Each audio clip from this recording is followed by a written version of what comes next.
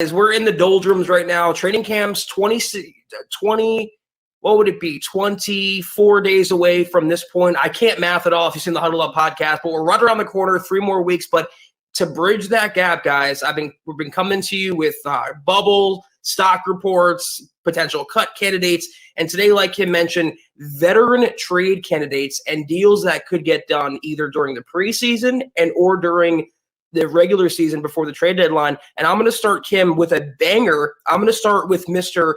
Melvin Gordon. And you know what? Listen, I don't think the Broncos are going to trade him. I would term this unlikely. I'm not going to put percentages on every player that we have here. I just think it's unlikely given that he is still the workhorse. He is still very highly paid. And for right now, until proven otherwise, he is atop the depth chart. If Pookie Williams, the Broncos' second-round rookie draft pick, if he can fast-track his development, he can take over Gordon's job and maybe force Gordon off the roster. And you know what? As much as I say it's unlikely, it's not impossible for Pookie. Again, second-round pick. The Broncos are so high on him, and he has everything, all the talent, everything Gordon can do, Pookie can do, and probably better at that as well, and a lot cheaper. So here's my scenario.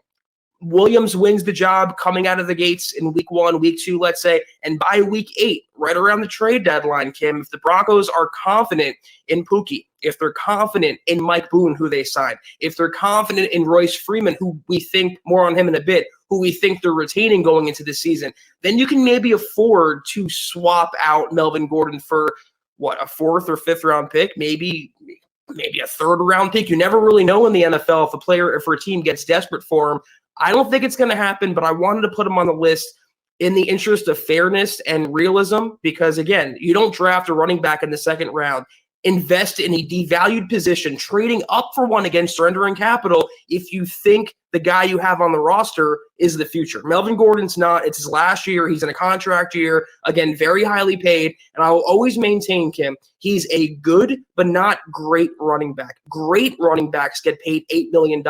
Great running backs don't have a 2nd-round rookie nipping at their heels. Great running backs show up for OTAs and don't show up for the last mandatory practices.